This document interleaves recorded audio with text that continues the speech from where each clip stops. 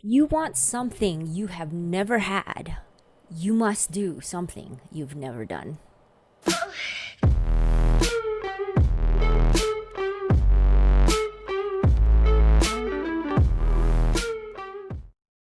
Hey, what's up, everybody? I'm Zen, the founder of Closed One, but also I work full-time at localize.com. Yes, I have a full-time job, plus I have my own little software company called closeone.ai, and I am producing content to help you close more deals. Today, the topic is going to be a part of a series, how to handle objections in sales. I'm not. Oh, I was scared there for a second. I was like, what is that sound? It's Penny. Hey, Penny, come here. Hi, Penny, come here.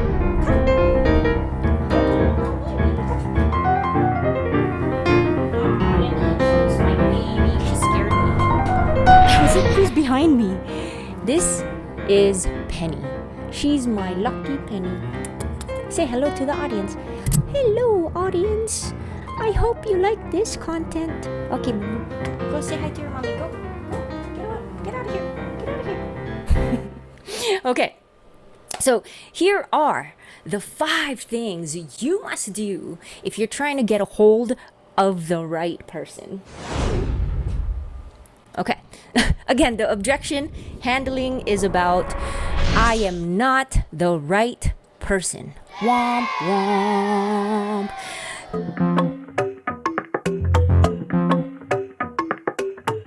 Tip number 1. Boop. Let me ask you a question. You can answer this. Okay, try to answer it in the comment box or in the live stream. Do you like being told what to do? Or do you like guiding others on what to do? How would you feel if someone told you what to do? Think about the opposite and imagine yourself giving someone advice and then they applied it right away. How do you feel? Yeah, that's right. Tip number 1. Instead of saying something like, ring, ring, ring. Hello? Hi. Can I speak to the Director of Human Resources? What is this about? This is about perks and benefits. We're trying to get your company to sign up to our product. I'm not the right person. Will you say, well, can you introduce me to the right person? No. It's private information. Or maybe you'll say something like, okay, ma'am, so who is the right person? Well, I can't say that is private information. Okay, so you already got blocked. But what if you approached it like this? So ring, ring, ring. Hello, yeah. Well, I'm not the right person. You can tweak it by saying, hey, Jennifer, listen, I was hoping you could give me some advice and guidance. Can you give me some advice on how to get the correct person? What's their name? What's the best way to contact them? Because I know that you are not the right person. Full stop. Wait for them to answer. Tip number 2.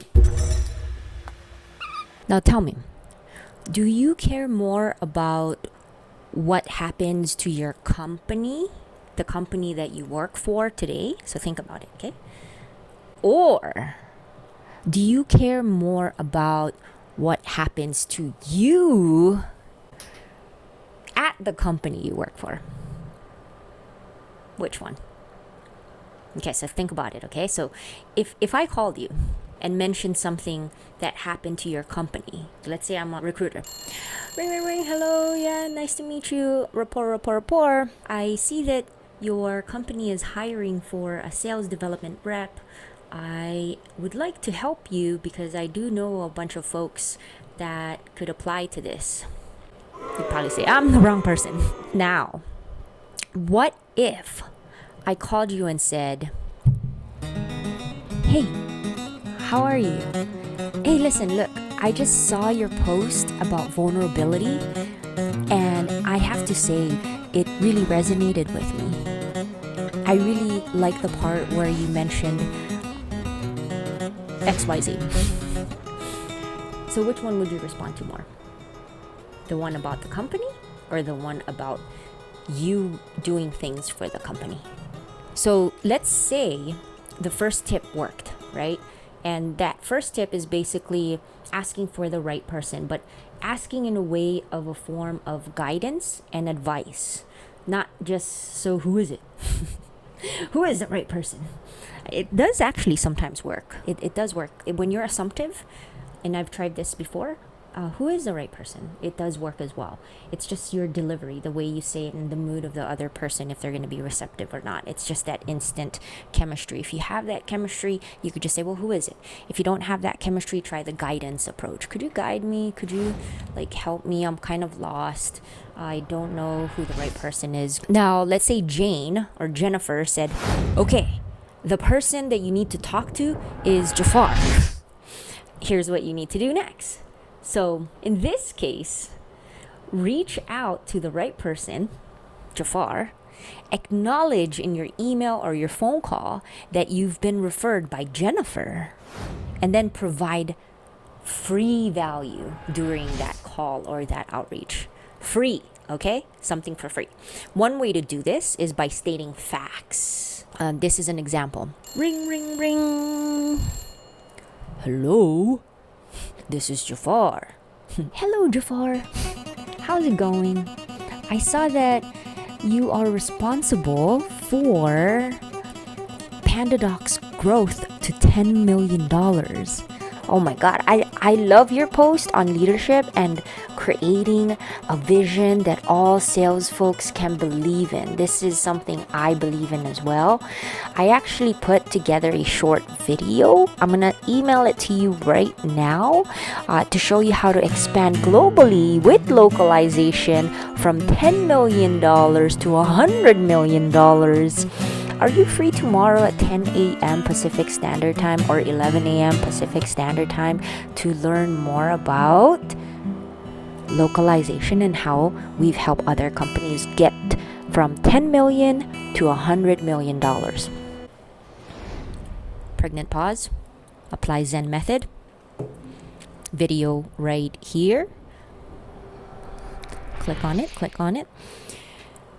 And then Jafar goes, wow. Yeah, that is my role.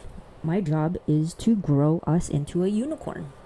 Let's hop on a call tomorrow at 10 a.m. PST. Now, there's a few things that I did with this outreach. You could send it via email. You could also send email and voice combination. You could do email and LinkedIn. It's totally up to you. I love doing combinations because it's more powerful. You're catching people where they are listening the most. Sometimes they won't listen to you via phone, so they'll listen to you via LinkedIn, or they'll listen to you via TikTok or via Instagram. It's a lot more powerful. So notice how I asked a closed-ended question. Sometimes when you ask, are you free tomorrow? The person is thinking too hard. It's like, no, I'm not. I don't have time for this. Instead, help them not think too hard.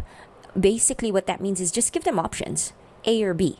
Hey, would you like to connect with me tomorrow for 5 minutes from 10 a.m. to 11 a.m.? This or that. See, there's only two options. There's no other option.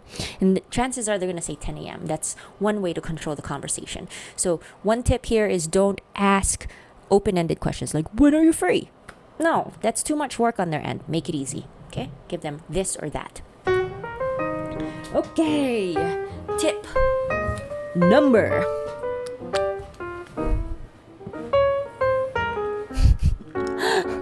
3.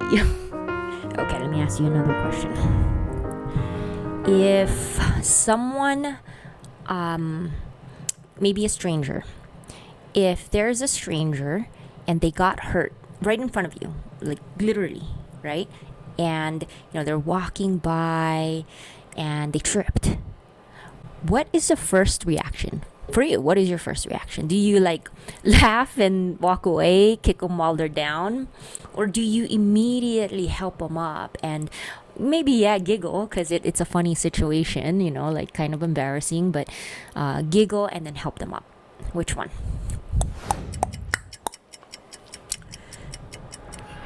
Yeah.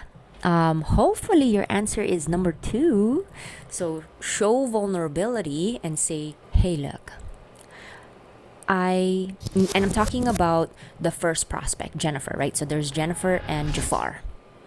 And let's say Jennifer gave you the right person, and then Jafar turned you down. And Jafar was like, after that tip number three, Jafar was like, no, or Jafar didn't respond at all. So tip number three is going back to Jennifer, showing vulnerability and saying something like, hey, Jennifer, look, I completely applied your advice. I got the right person, Jafar. I sent him a whole report and a video on how to increase the MRR. And the thing is, he hasn't responded yet about the email I sent over. I'm super passionate about helping you. I hope I can get another chance. Could you help me get another shot? If we are a fit, right? Perhaps maybe we can take this together.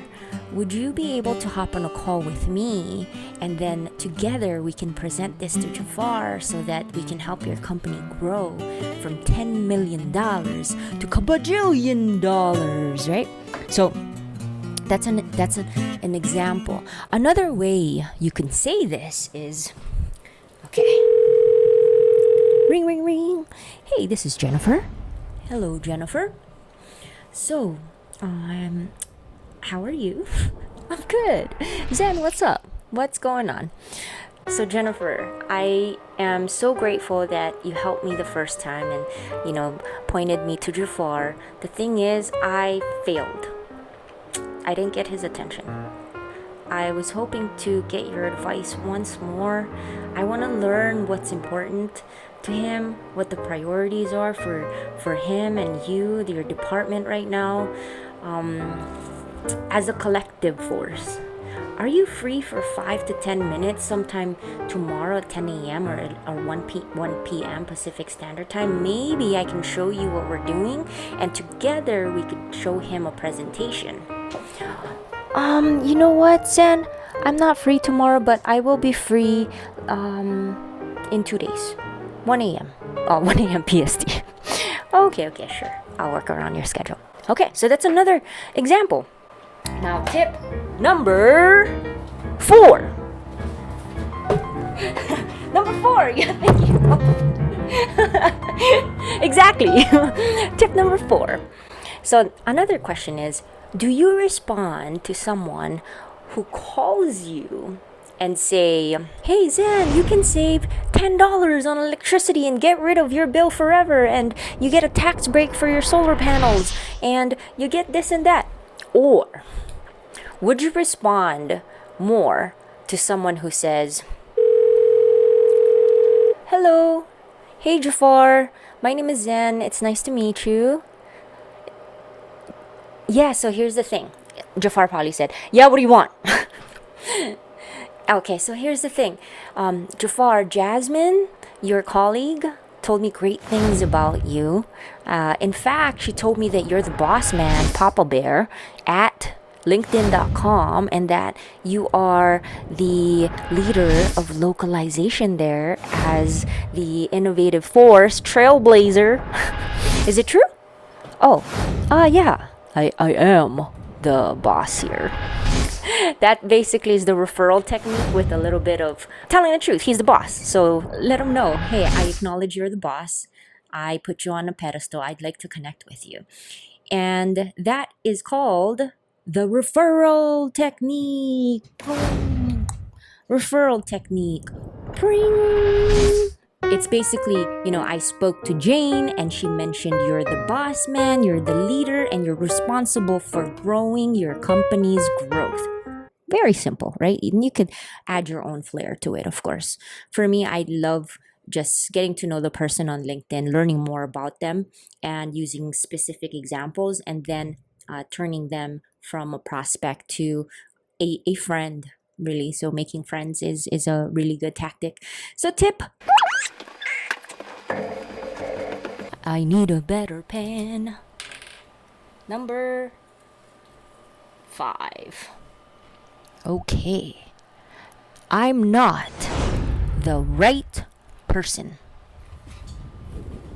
So this one I like because I use this a lot. This is the one I use the most. I kept it as the last thing for a reason. And the way I would overcome this is to acknowledge that, oh, you are not the right person. You're right. Hey, Jennifer, you know what? I know you're not the right person and that you are a developer there. Hey, I was wondering, I saw this on Twitter. Your clients post things on Twitter about you and your company's localization. Here's an example. Boop, boop, boop. They're saying that your localization sucks. And look at how many people are seeing this. I saw it on my feed. Do you think you can give me some guidance on who I should share this critical experience with? Because language is a very important part of user experience. And so I want to make sure that I help your company brand, make sure you say their name. I want to make sure I help your company's localization issues and show the right person that, look, your clients are talking. And there you have it. Those are the 5 tips. 1, 2, 3, 4, 5 on overcoming I am not the right person. If you like this content, if we made you smile, if you think our content's getting better, subscribe here and get notified. Let us know if we're doing a good job. We work really hard, like cutting this up to show your appreciation. Boop, boop, the smash subscribe. And thank you so much for listening until the very end. That's freaking awesome. Until next time, keep on closing and peace.